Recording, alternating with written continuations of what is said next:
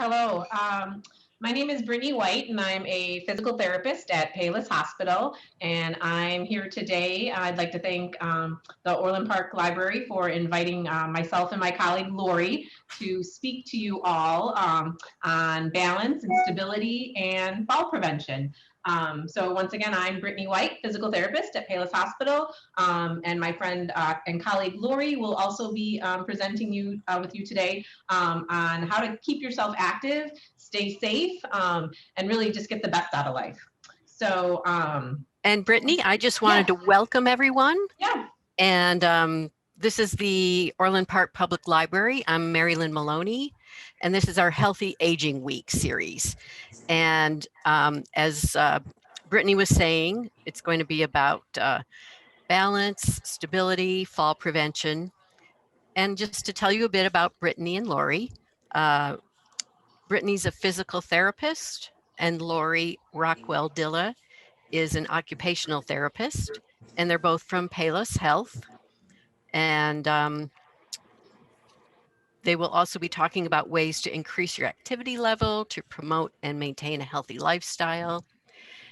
And then we can take questions in the chat box as we go along, and then we'll address them at the end. There's also a Q&A box where you can type in questions. So I will turn it over to Brittany and Laurie.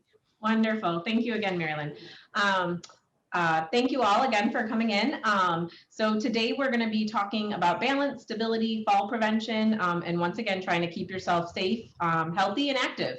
The title of our presentation today is Taking Steps Together to Prevent Falls.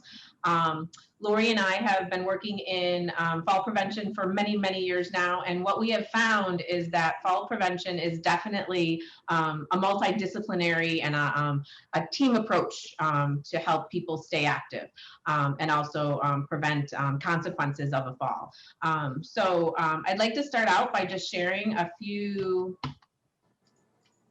sorry. Oh, there we go.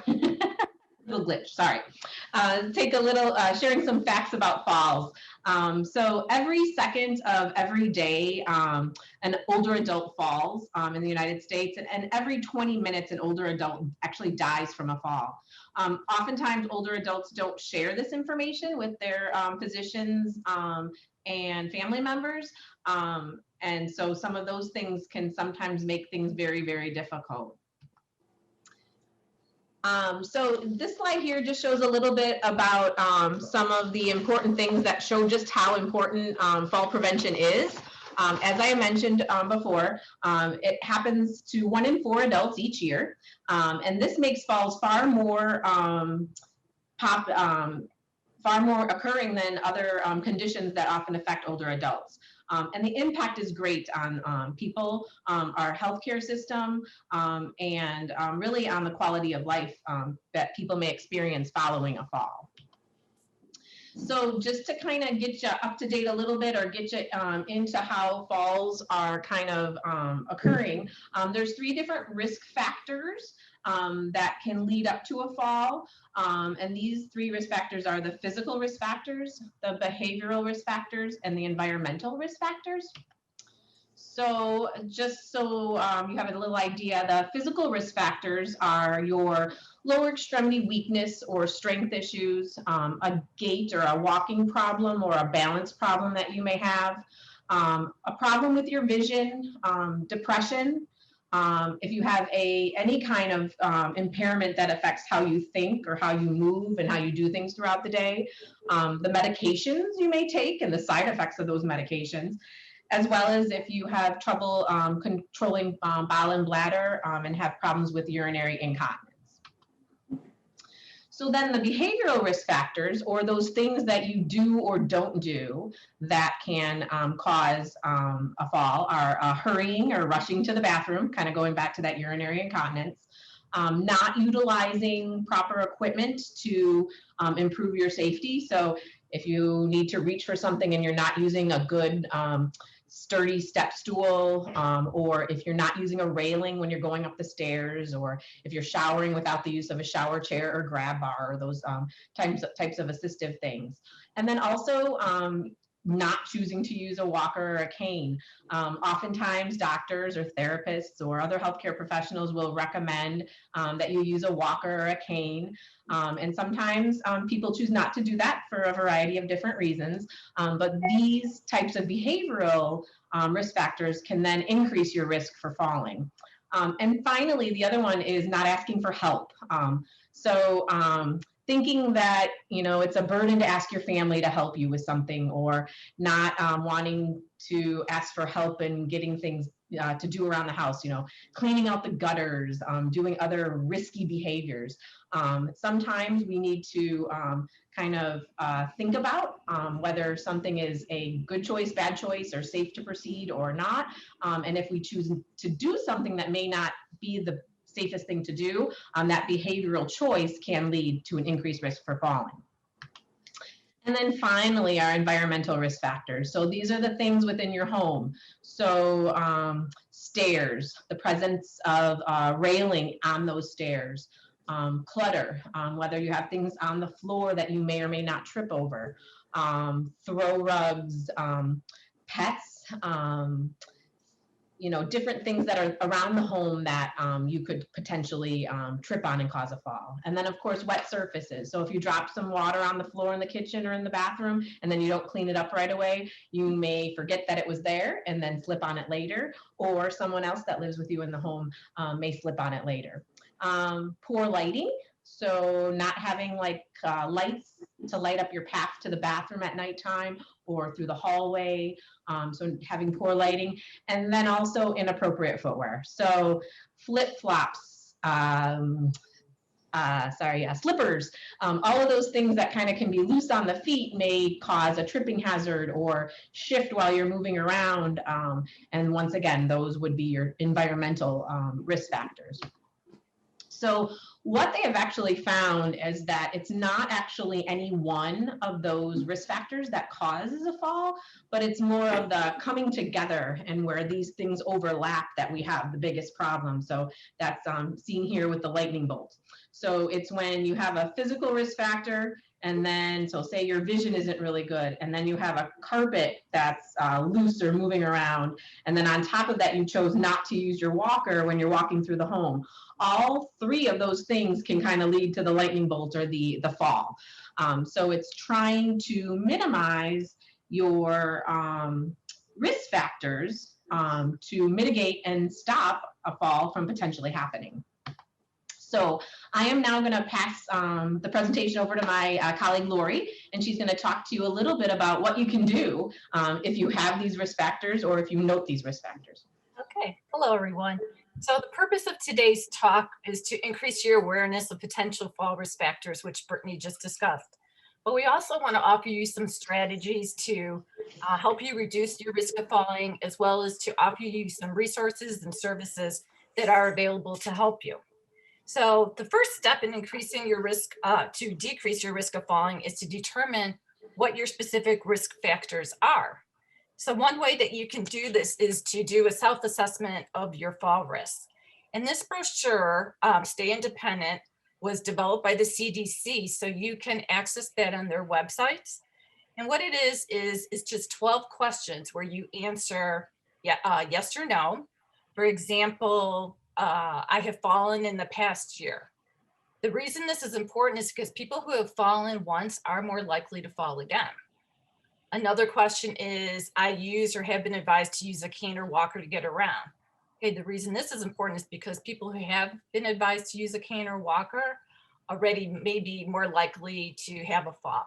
So as you see, it goes on, it asks a series of these 12 questions, just to give you some idea what your fall risk factors are. Then you score up the points, and if you do score 4 or more, that indicates that you may be at increased risk for falling. So you should discuss this with your physician. So now while I said this brochure is available on the CDC website, there also is another tool available. As you see here, the Falls Free Checkup. This is very timely. The National Council on Aging, who is also very much devoted to helping people decrease their fall risk, developed the online version. So it's the same as the brochure version with the 12 questions, but you can do it online, and there's a link which we'll be sharing. And you go on that website and they'll just ask you the 12 questions. You answer yes or no. And then they'll send you an email with your score, but also they'll send you a letter that you can share with your physician, so you can start the discussion with your physician about, this is what I scored, what can we do? So you can start that discussion about what could be done if you did score 4 or more. Sorry, So, Laurie, not to interrupt. I'm not sure that this link that you see on the bottom of the slide here got put into the chat section of the links, but I will make sure I speak to Mary Lynn and we make sure we get that over there for you, because it's an important one. Sorry about that. Yeah, definitely. Even if you just enter falls free, it usually just comes up right away. So it's a nice handy way to start getting an idea of what your fall risk factors are. Having that letter you can share with your physician. Then also they'll send you another email asking you if you want to participate and receive further information about falls. So it's a very nice resource that they have. In fact, we'll be mentioning some other resources that the National Council on Aging has. So there again, so checking your risk for falls is definitely the first place to start. So what can be done? So while there's many factors that place a person at risk for falling, the good news is there are many strategies that you can take to help reduce your risk. And the 4 of the major ones that we're going to talk about today are speaking up to your physician, healthcare provider, pharmacist, and doing a medication review, having your vision checked, making your home safer, and to keep moving, whether that's participating in activities that you enjoy or doing exercises. So now we're going to take some time just to speak about each of these categories. So speaking up and talking to your doctor is very important, because as Brittany mentioned, a lot of times people who fall don't mention it to their physician because they think, oh, well, doesn't everybody, as you get older, don't we all fall?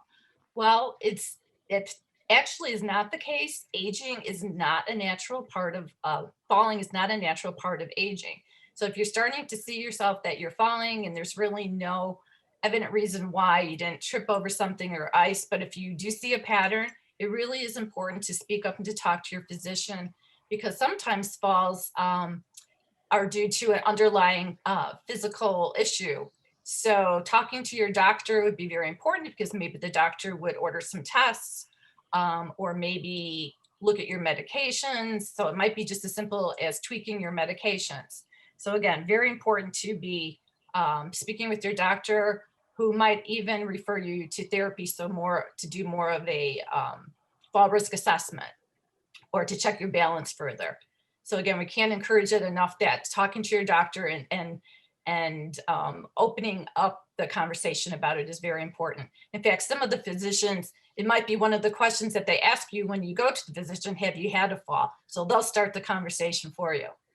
The next area is to talk up and speak up with your family members. I know a lot of times if you fall, I've heard this from my own family, that they don't mention that they've fallen because they don't want to worry anyone in the family. But again, it is very important to keep the lines of communication open, because maybe sharing this with a family member, they can help you address some issues that might be placing you at risk. A case in point, my mother-in-law recently shared with us, the family, that she had taken a stumble down the stairs in the garage. So in talking to family members, we discovered that just changing the stairs, it turned out that one stair was very high and one was very low. So having that offset really put everybody, not only her, but everybody, at risk of falling. So we just changed the stairs out and put in a railing. So not only is that safer for my mother-in-law, it's actually safer for everybody who goes in and out that way. So talking to your family is very important. Next big area is doing a medication review, speaking up and talking to your pharmacist. I want to just go into this. This is a very important area, doing a medication review, because many older adults are taking multiple medications. Some prescription medicines and over-the-counter medications can cause side effects that could lead to incoordination, problems with balance, cause dizziness, confusion, or sleepiness. So it has been said that people who take at least 4 or more prescription drugs are at a greater risk of falling than people who take less than 4. So it is very important to speak either to your physician or your pharmacist and review your medications. And not only your prescription medications, but also your over-the-counter medications and any supplements or vitamins or herbal treatments that you might be taking. I just wanted to also indicate that it's important to use just one pharmacy. I know sometimes people have a tendency to go to multiple pharmacies, but it is very important to stay with one pharmacy so that way they have all your prescriptions on file, and then they can note if there's any adverse reactions with the medications interacting, and then it can be flagged.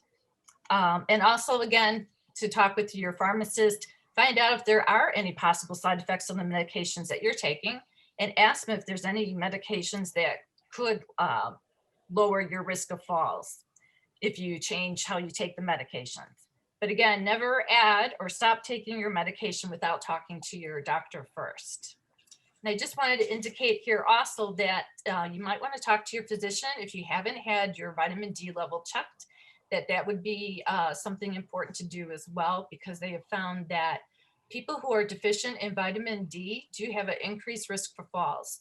So if you haven't had your vitamin D level checked, it's just a blood test, and that's something simple that could be done, and your physician could do that and then order the appropriate dosage of vitamin D. And the next category here is about having your vision checked.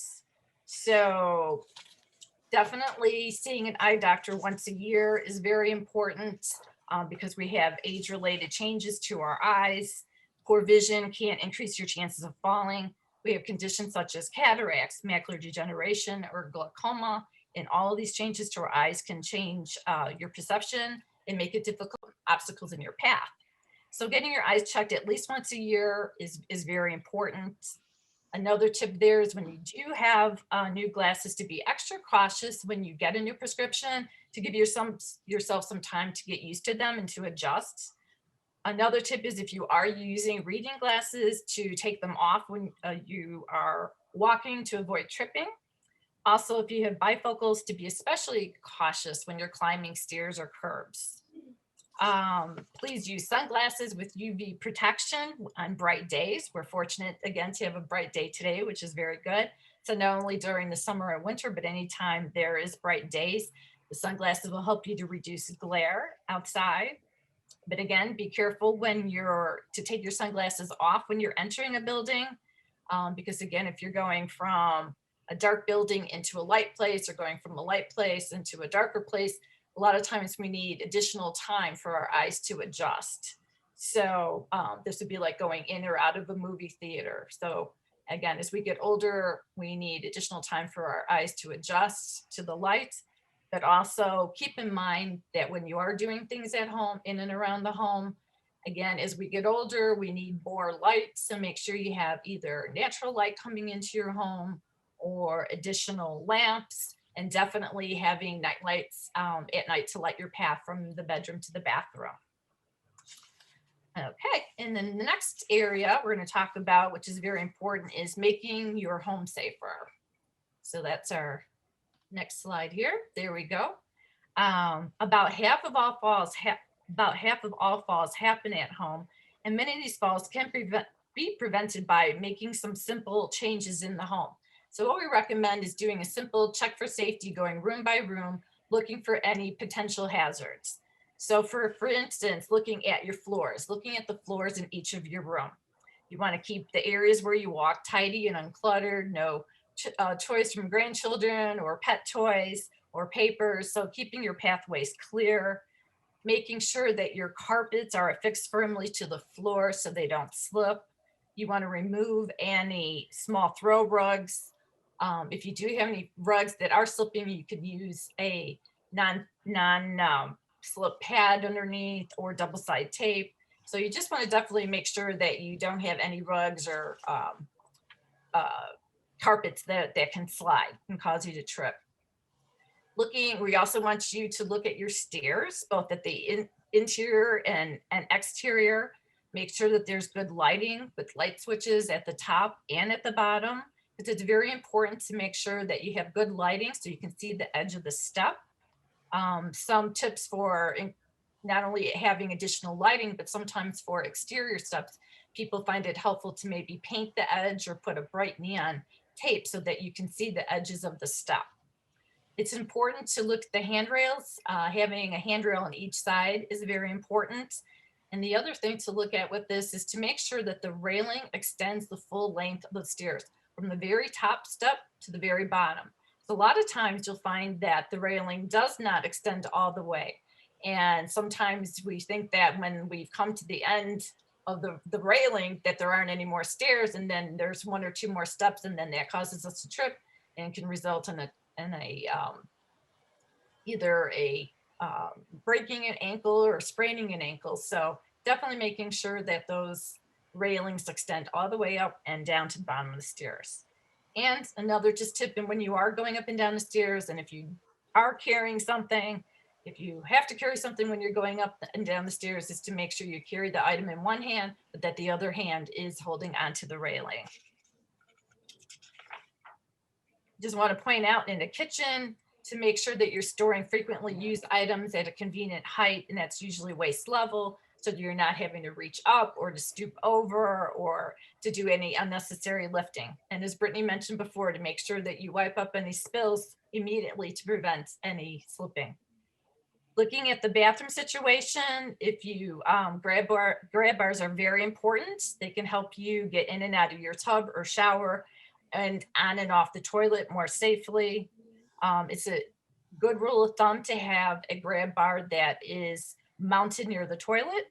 And also it's important to have a grab bar on the inside and outside of the shower. So this way you have one while you're holding onto it. And then as you're stepping over, this bathroom that we see here, a slide, it's already been modified, which is wonderful, that that you can just walk right in. But I know that's not the reality in many homes, that there's, you know, tubs or sometimes very high-sided tubs. So it is very important to have a grab bar on the outside as well as at least one grab bar on the inside. And I just want to caution again, please do not use towel bars because they're not designed to hold your weight as you're stepping in and over. So again, please don't use towel bars. They're not strong enough to prevent a fall, and to really avoid using those suction cup type grab bars, which are widely available out there. Again, they come loose and you really cannot rely on them. You also might want to consider replacing standard height toilets with a comfort height toilets. That'll make it much easier to sit and to rise.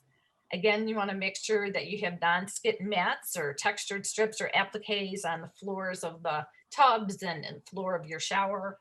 And lastly, if you are unsteady on your feet, you might want to consider using a shower seat. So that way you can sit, and if you had a handheld shower sprayer, you can just move the sprayer instead of having to turn around when you're in the shower stall.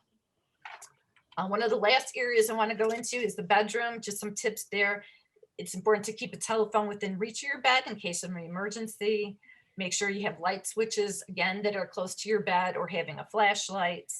Making sure you have that night light that's lighting your path from the bedroom to bathroom. Rearranging your furniture so that you can move around the bed without bumping into anything. As you get out of bed, particularly at night, to make sure that your feet don't get tangled up in a bedspread or blankets. And also to avoid wearing long robes or pajamas, so you don't want to be tripping on that. And just the last tip here, as far as I know, a lot of people sit on the edge of the bed to get dressed, and I've seen way too many people as a result of doing this, slide off the bed while they're bending over or picking their leg up. So we recommend not getting dressed sitting on the edge of the bed, but having a chair in there, a nice sturdy armchair that you can sit on, and so you can dress safely. Okay, so those are some of the tips. And one of the things that you can do to check for safety is another brochure that's available. We're going to have that coming up here. Technical difficulties. Oh, Sorry. As soon as I can get it, I'll move it. The next slide is going to be another brochure that's available from the, it's on the CDC website, and it gives you, it's a brochure that gives you a little checklist that you can go room, there it is, check for safety, a home fall prevention checklist for older adults. It just goes room by room. And again, it's all about increasing your awareness of any potential hazards in your home. And just sometimes just a simple modification can make a big difference. So the last category that we're going to talk about as far as strategies is exercise and staying active. And Brittany will be discussing this with you. All right. So thank you, Laurie. So a lot of times people associate preventing a fall with balance. They think, oh, as long as my balance is okay, then, I'll be fine. I'll be fine. As Laurie just discussed, you can see that there are so many more things that you also have to consider with regards to staying safe and preventing a fall. But one of the key things when you do think about exercise is to note that balance is a huge component of it, but there's also some really other important things that we need to remember to do and consider when we're talking about exercise. So the 4 types of exercise that are essential for helping to prevent falls, keep us active, and keep us happy and doing those things that we want to do are endurance, strength, balance, and flexibility. So once again, just noting that it's not just balance, but it's the combination of all of these that really help make a difference. So I'm going to go through a little bit now and talk about each one of them separately, just to give you a little idea of specifically what we're talking about. So the first one is endurance. And endurance is basically physical activities that help to bolster our cardiovascular wellness. So these things are brisk jogging or walking, doing yard work, so mowing or raking, dancing, swimming, biking, climbing up stairs or hills, and then playing a sport like tennis or basketball.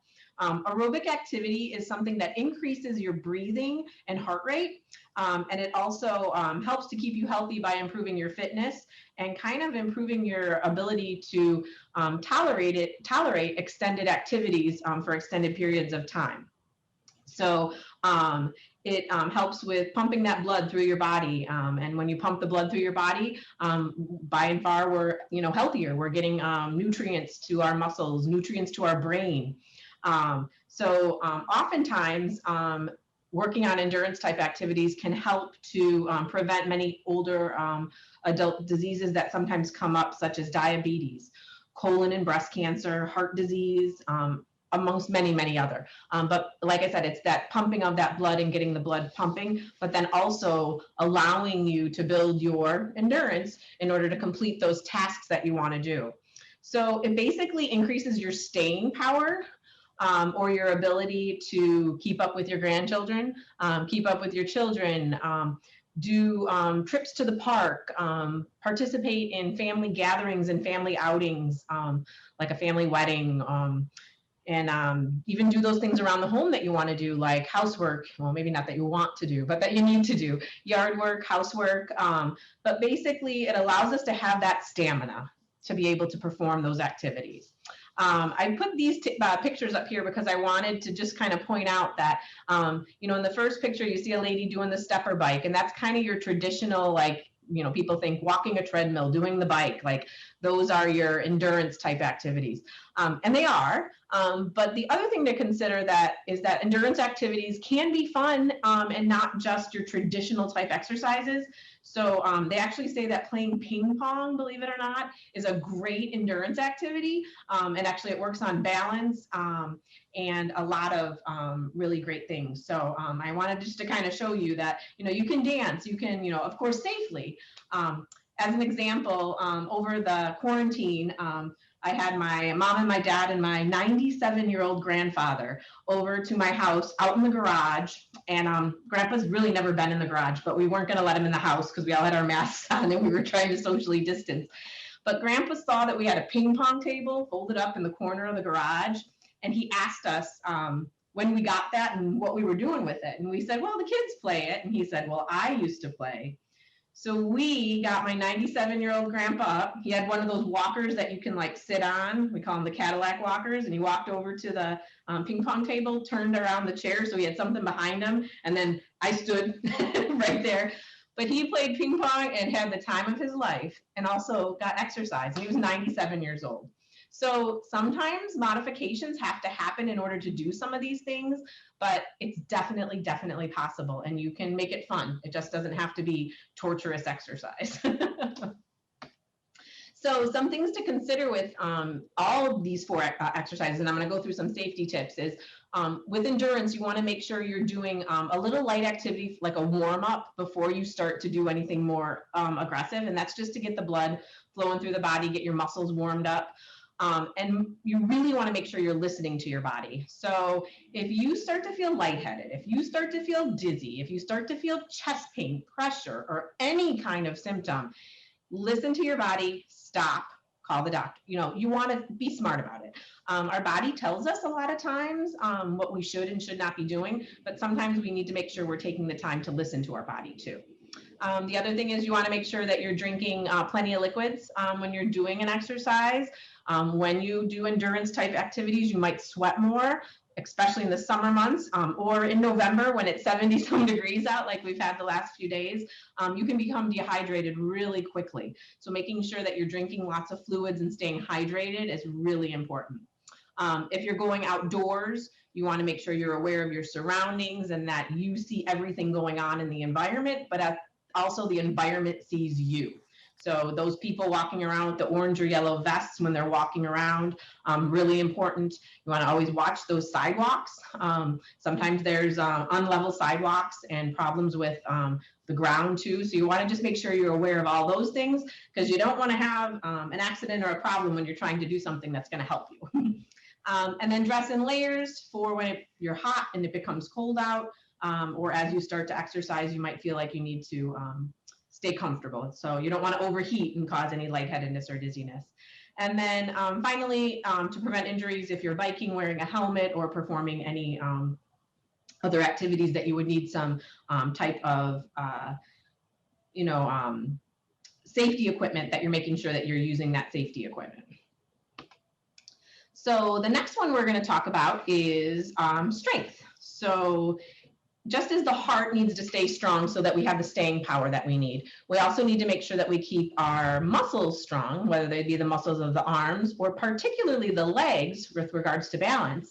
But these things can help us to perform our daily activities and help to keep us feeling strong, and then keep us independent. So it just makes things a little easier. For example, sitting up from a chair. This chair doesn't have armrests, so that might make it a little bit more difficult. We do recommend, if you have a chair with armrests, use a chair with armrests. But this gentleman, by not using those armrests, is trying to strengthen up his legs and use those legs a little bit more to make it easier to get up and down from a chair. Similarly, as the gentleman on the other side is walking up the stairs, having that strength in the legs is going to help make it easier to go up and down the stairs. I do want to note there's not our handrail on the opposite side of the wall there, but you always do want to try to have an arm rail on either side. But anyway, so strength is going to make those things easier that we do, every day. So what is strength exercises? So strengthening exercises can take the form, many different forms actually. Sometimes we're just using gravity to help keep us strong. So like sometimes doing like little mini squats by the kitchen counter, you're using the weight of your body and gravity to help keep you strong, but you can also utilize little arm weights or else resistance bands. Once again, can take many forms, but basically you want to start out slow. So for example, with lifting weights, you want to do major muscle groups. So you always want to make sure that you're strengthening up your arms and strengthening up your legs. Don't just focus on one area, but kind of doing all major muscle groups. They recommend that you try to do strengthening exercises at least 2 days per week. And what you would do then is alternate an exercise like endurance with those days that you're doing strengthening, to make sure that you're getting kind of that all four well-rounded exercise in. You want to use little weights, 1 or 2 pounds. So if you don't have weights at home, you can use a can of soup. It doesn't have to be big bodybuilding weights, anything that's too strong. We don't want to be straining. We basically just want to get those muscles activated and provide that little bit of resistance. And then you want to start out with those small weights also to prevent an injury. If you injure yourself, it's just going to make it harder to get back on track. So starting out slow and working your way up is key with using weights. The other is the resistance bands. So the resistance bands are stretchy bands. Sometimes they have like the handles on them. Sometimes they're just, the rubber bands. And they range from a light resistance all the way up to, a heavier one that's harder to pull. Once again, you want to start with the lightest and then work your way up to a heavier resistance. You always want to start with that light resistance and a lot more repetitions. I shouldn't say a lot more, but you want to start by saying doing 10 repetitions and then gradually build up to 15, up to 20. And then you can always add a little bit more weight if you're tolerating that okay. But you definitely don't want to start with a heavy band and go all force out, weekend warrior, I can do this, because we don't want to have any injuries. And then you want to make sure you're holding on to bands tightly. So if you are using a band, if you don't have that grip strength, sometimes wrapping it around your hand or making sure that you have something there, because if you pull and you let go, that band can, hit back on your legs or on your arm. So just trying to prevent injuries that way with regards to using the bands. Once again, though, starting off with like 10 or 15 reps with a light, gradually working your way up. And then you can also always add another set of repetition as well. So doing 2 sets of 10 or 2 sets of 15 once you see how your body's handling it. So once again, with safety tips for strengthening, one key is that you don't want to hold your breath. So sometimes if you use too heavy of a weight, people strain where they hold their breath when they're doing it. And this can actually cause a fluctuation and a drop in blood pressure. So you do always want to make sure that you're breathing. One way I tell my patients to make sure that they're breathing is that if you count out loud, when you are talking, you're breathing. So when you're doing your exercises, if you count 1, 2, you know that you're not holding your breath. If you're doing 1, 2, then we're straining, you're holding your breath. So counting and making sure that you can breathe. When you lift or push, you want to breathe out, and then you want to breathe in on the relaxation. Once again, just helps keeping the blood flow, making sure that you're keeping yourself safe. And then just make sure, as with strength training, but also with endurance training, or the flexibility, that if you are unsure about anything or there's any reason why you would question whether you should be doing something, you definitely want to talk to your doctor about it.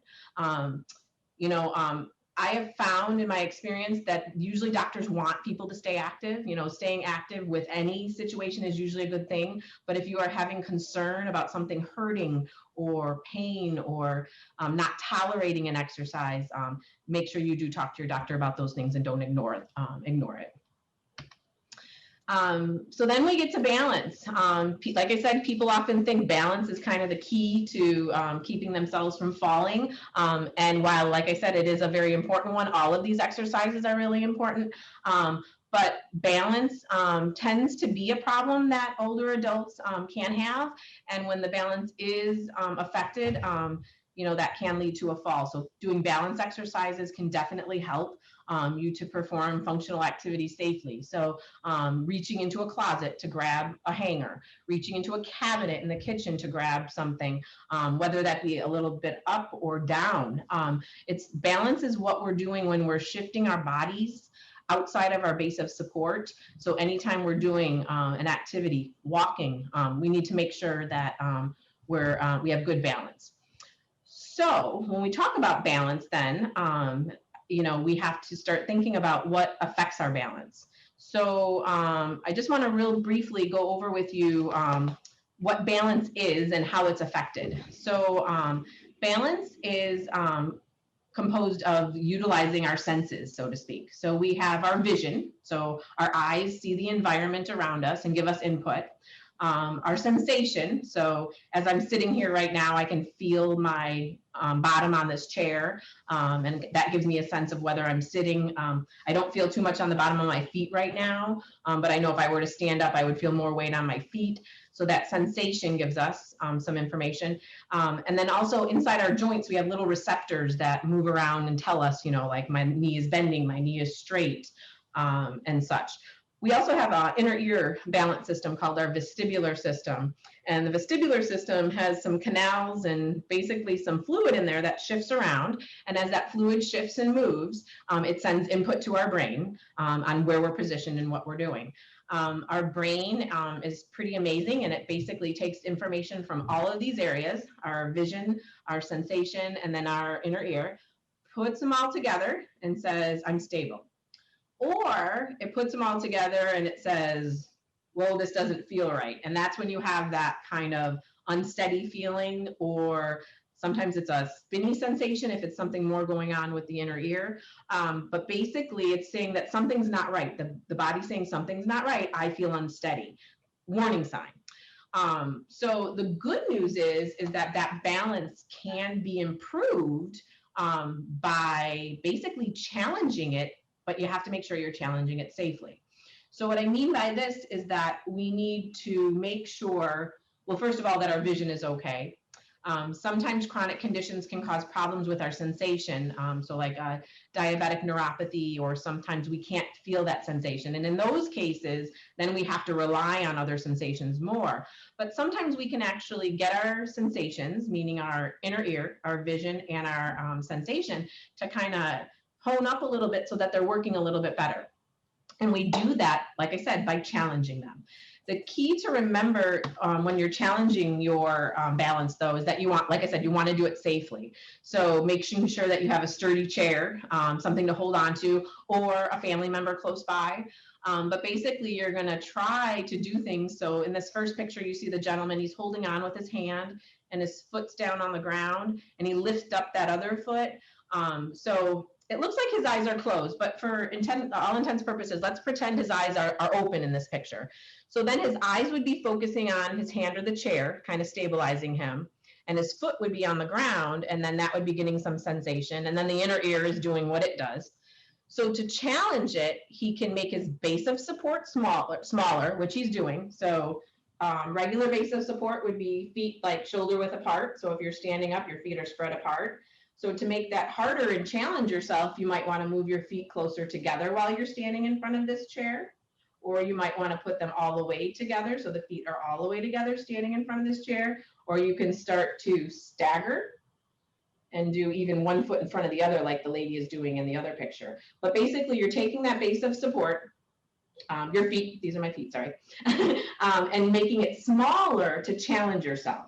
Once again, though, if you start to feel like you're going to fall, then you need to make sure you're holding on or someone is there, because we want to challenge it, but only to the point where the body can make the corrections that it needs, not to the point that you would induce a fall or risk falling. Another way you could challenge yourself, so now let's assume that this gentleman's eyes were open, he could close his eyes. So by closing his eyes, then he's only relying on his feet to do that.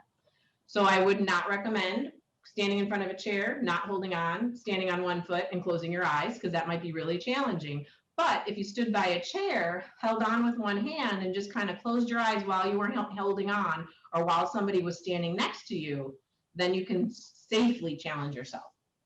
So balance is a little tricky because, like I said, you have to push yourself to the point where you kind of feel a little bit unsteady in order to be able to see progress. So once again, we're challenging ourselves, but doing that safely. And then finally, I mentioned the vestibular or the inner ear part. And basically what that is as you're standing there, you want to be able to move your head just a little bit.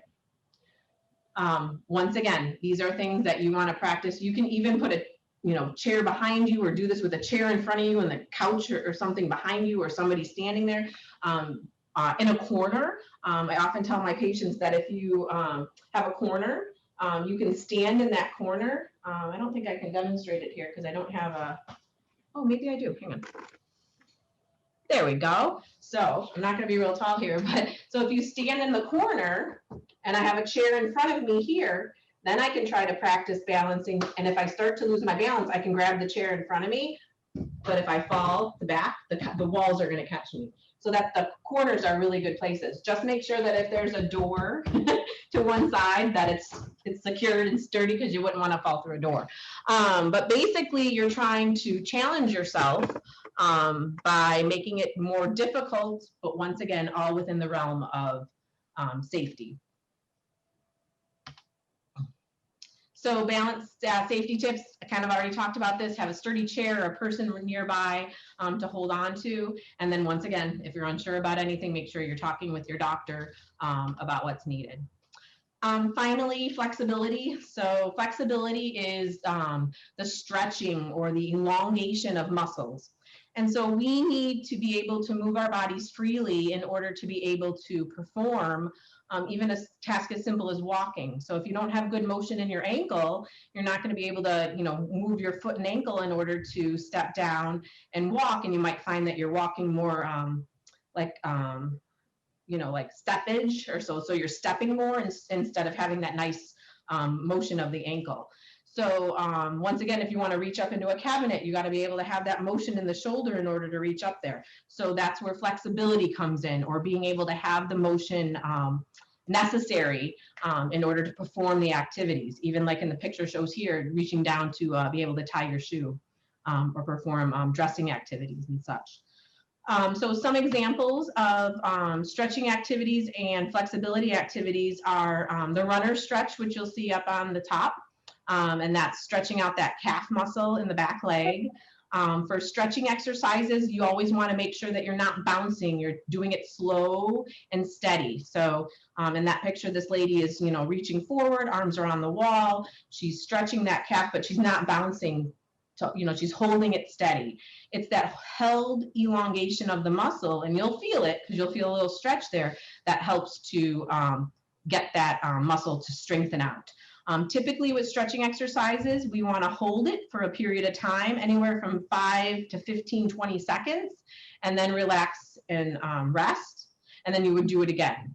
And typically we do about 5 repetitions, but it's that holding the muscle into that longer position and feeling that stretching sensation that helps to get you to get more motion within that joint. And then in the picture on the bottom, this is an example of an ankle exercise to stretch that ankle muscle to make sure that you have the motion in the ankle. So this is just sitting on a chair and taking your toes and bringing them up towards your shin, holding it there for 5, 10, 15 seconds, and then pointing your toes back down. Same thing, holding it there. You do have to be careful. If you try straining too much, sometimes you'll get a cramp. If you get a cramp, don't panic, just move. So if you move your ankle around a little bit better, that can sometimes help with the cramping. But once again, we're trying to get the motion into the joint to be able to move around and be able to perform the activities that we need to do. And the flexibility safety tips are, you want to stretch when your muscles are warmed up. So sometimes doing a little walking activity will warm you up. You want to make sure you're stretching after you do your endurance and strength exercises, because those muscles have been working really hard. And you always want to make sure that you're breathing. So when you're stretching and you're feeling that stretch, make sure you're counting out loud, that you have that breathing going on. You want to talk with your doctor once again if you have any questions or concern. And then just know that no matter how old you are, there's activities and ways. So whether it be standing at the wall doing that stretch for the ankle and leg, or just sitting in a chair, there's always some level that can be done to help keep you active and keep you moving. This is a little poster that they have, and I wanted just to point out that this goes over to that chat that's got the links listed over on the side. The National Institute on Aging has a program called Go for Life, and so the link to this is at the bottom of the page here, but it's also on the Go for Life exercise publications order link. But if you go to that link and go to that website, there's all of these really great resources that are available. So there's the exercise and physical activity book. This is, I wish I grabbed it, but it's a pretty thick book, and it goes through all of those 4 exercises and then specific exercises with detailed instruction of how to do them for each one. So there's endurance and specific endurance. There's strength with specific strength exercises for the whole body, hands, arms, legs, all the way down. And then it goes through the balance and gives balance exercises, and as well as the flexibility exercises. So unfortunately with time, we can't give a lot of real specific, like going through exercises here, but this resource is an excellent resource to be able to do that. And then at the end of this book, there's actually a log where you can like log in what you're doing in order to keep advancing it. And then the workout to go is also available on the same website. And the workout to go is a smaller book, and it kind of takes the key exercises from the big red book and puts them together. So when you go on vacation, you take your blue book with you, and then you can keep exercising no matter where you go. One thing that I do want to point out with whatever exercise you do, so whether it be doing these workouts from these books, you can, there's also, so you can do things around the home to stay active, like the gardening and the housework that we talked about. You can, I know sometimes right now it's hard with the pandemic and stuff, but going to an exercise class at your local park district or, community center, those are ways that you can, be active. Doing at-home videos. I know most of the libraries have, I don't know how it's going right now with the pandemic, but there's DVDs out there, or there's online exercise programs. PBS offers exercise programs on the PBS channels. You just gotta kind of look for them. But basically doing whatever it is, but make sure you're doing something, because really the more active you stay, the more likely you are to be able to continue to do those activities you want to do. Or if you haven't been exercising, the more likely you're able to do those things again that maybe you haven't been able to do if you start moving little by little. And it's different for everybody. Some people, have been working out a lot and they're going to continue to work out. Some people have been doing nothing and need to start working out. Exercise is appropriate usually for everyone. You just got to start at your level, find out what it is, and then slowly start to increase from there and keep moving. I'm now going to pass it back to Laurie. She can then talk to you a little bit about some of the things we do at Palos to try to help people and kind of go into more detail about what's available out there to further expand your information on fall prevention. Right. Okay, before I get started on that though, I did see that there was a question that somebody questioned what was the name of that resource. So again, just wanted to mention that the name of that book is called Exercise and Physical Activity, and it's available through the National Institute on Aging. So the program that they have is Go for Life. And again, if you just check their website, they have wonderful resources there in terms of exercise. They have exercise videos. Oh, they had a DVD. Oh, sorry, I don't mean to interrupt. Do they still have the DVD, Laurie, or is it downloadable now? The DVD is not available right now. And in fact, the last time I checked, this exercise and physical activity, there might be a backlog on that. So you might have to, usually when you order it, you can get it within a couple of weeks. But when I was on the website, it did note that they are out of stock at the moment. So, but they usually will have them back in stock. So in the meantime, you could do the activities that they have online or the videos that they have online. So, but it is through the National Institute on Aging, and it's called Exercise and Physical Activity. Like I said, the mini booklet, some people prefer the little booklet because it's just a few pages and it shows them the exercises. Both resources are wonderful. So I just wanted to mention that again. So as Brittany said, the last thing that we want to provide you with some information is some information on our fall prevention program at Palos Health, which is run through the Rehabilitation Department. So one of the programs that we offer is called the Matter of Balance. It's an evidence-based program. It's evidence-based fall prevention class. And what it does is it focuses on two main areas: increasing activity levels and helping decrease fear of falling in older adults. So it's an 8-week program that meets one time a week for 2 hours.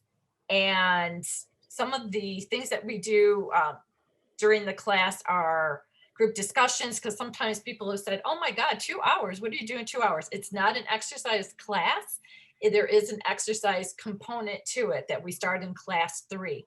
But each class sort of builds on the next. And again, it gives you some awareness of fall risk factors. So a little bit about what we discussed today, but it goes into more depth about understanding fall risk factors and what you can be doing.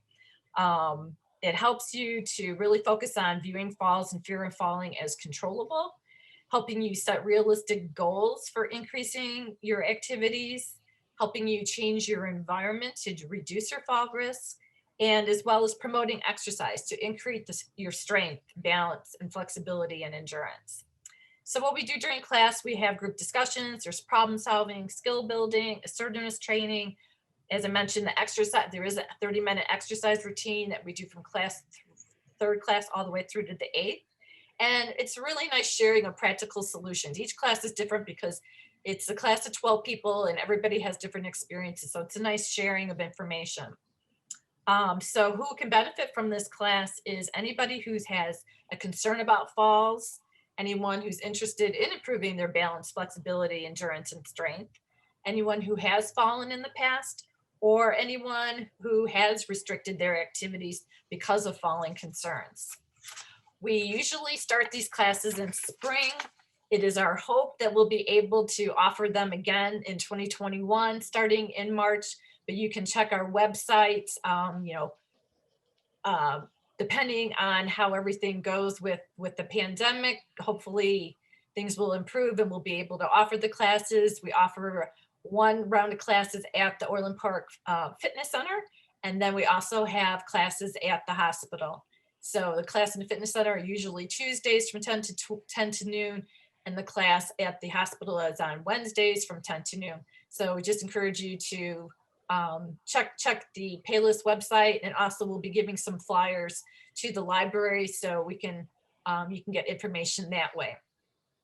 The link here too is over in the chat. So if you want the link, it's on there. Otherwise, like Laurie said, just going to the Palos Health, www.paloshealth.com website is also another option. Mm-hmm.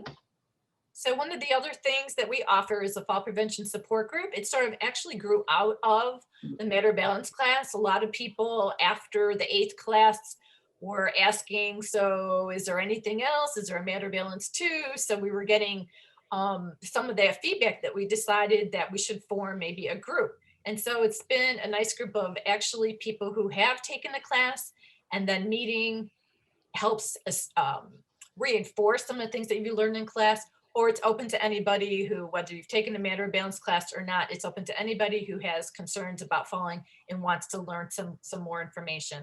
So what we do is we meet on the first Thursday of the month at Palos Hospital in the auditorium from 10 to 11. And again, we're hoping to start this in March. We usually meet from March through November, but we do skip July because usually it's around the 4th of July. So we will meet in spring. Again, that is our goal to hopefully meet starting in March. So keep aware with either the flyers or going on the website. And generally what we do is we have a group discussion, and then it's followed by 30 minutes of Tai Chi. So if anyone who hasn't experienced Tai Chi is one of the best things that you can do for improving your balance, because it's slow, gentle, controlled movements, and you get more aware of your body. So Tai Chi is one of the best things you can do. So that's our support group. And then one of the other activities that we offer is our annual fall prevention fair. And that's the next slide. Okay, that's the link there. Nope. Oops. Somehow we missed. Oh. Oh. Okay, I don't know why that happens. Sometimes that slide, it just disappears. So anyway, I'll tell you about our fall, we have an annual fall prevention fair. I don't know if anybody who's on right now has participated in it, because we've had it for 7 years. This would have been our 8th year, but we weren't able to hold it this year. But what it is an event that we have usually in September. The first day of fall is actually Fall Prevention Awareness Day. So we usually have it in September around that date. And we have a series of stations, about 12 stations, where you can go and have your fall risk assessed. We have a balance station. We have a blood pressure station with our nurses. So it's multidisciplinary, physical therapists, occupational therapists, nurses, and you can walk around and get some information about exercise, vision, making your home safer. So in addition to those stations and getting information, we usually then also have a guest speaker. And we typically have a Tai Chi demonstration as well. So again, hoping that we can offer that again this coming September. So basically we have our services are the fall prevention services are the Matter of Balance class, the support group, and our annual fall prevention fair. But some additional services through the rehabilitation department is occupational therapy, physical therapy, speech therapy, And that's inpatient, outpatient, as well as offering it through home health. And additionally, we have a wound care clinic. So definitely reach out to us if you feel you need any of those services. And again, we want you to just remember that falls, the good thing is that falls can be prevented. And we encourage you to take charge of your health and utilize some of the resources that we mentioned today. Because all healthcare workers, physicians, nurses, therapists, we're all here to help you to be able to reduce your fall risk and to really enjoy being independent and doing things that you really want to do. So with that, I think there's some more information. If you need to contact us, 708-923-5050 is the number for the rehabilitation department at Palos, or again, our website, paloshealth.com. And if you do call for general therapy and rehab information, anyone can answer that. But if you do have a specific question for fall prevention, something along those lines, when you call that number, you can just ask for Brittany. I'm here 4 days a week, all day long, Monday, Wednesday, Thursday, Friday. So yeah, so ask for Brittany, and then I can probably channel and find the information and get it to you. Okay. Thank you, Brittany and Laurie. Just a few notes. As they've mentioned, I've put links in the chat section with related articles and websites about health, fall prevention, exercise, all the things that Brittany and Laurie have been going over. And I've also put my email in there, our outreach department email. If you have any questions, like after you watch this, or if you would like me to forward a question, I can then get in touch with Brittany or Laurie and pass it along. And if anyone has comments, questions right now, feel free to put them in the chat. And we've got some time. We can take time to do sorry, that. we went a little over. Oh, it's fine. I don't the slide of the fall prevention fair. Oh yeah, and I found the very fall prevention good fair slide, so I threw it up there. Yeah, I don't think we're going to be kicked off Zoom or anything like that. So if you have any questions or comments, please jump right in. I'm trying to think if there's anything else. Oh, this is important. The webinar's been recorded, so that will go up on our Facebook video section of our Facebook page, and then also on our Orland Park Library YouTube channel. So if you've missed something here, you can go back and watch it at your convenience, or tell friends and family they can watch it online.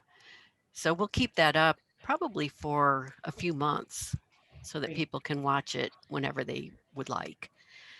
And we also have one more presentation tomorrow on healthy eating as part of our Healthy Aging Week series. And it's going to be at 11 a.m. on Friday, tomorrow, the 6th of November. So I don't see any questions, nothing in the Q&A.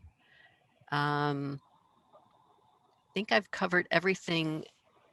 Do you ladies have anything else to add? No, I'd just like to say thank you for those of you who have taken your time to watch this today, and thank you for the Orland Park Library for allowing us to share this information. We feel passionately that this is important stuff, and we've wanted so much during this pandemic to get this information out. We're just really happy that we're able to provide this information for you. Yes, I second that. Thank you very much. Oh, well, this has been great. Thank you very much. Lots of really good information, and we appreciate it. And I know doing it online and virtually isn't as fun as in person, but I'm so glad that we do have this way to connect and engage. So thank you. Thank you. All right, I'll just wrap it up then. Thank you all for joining us. Bye-bye. Bye now.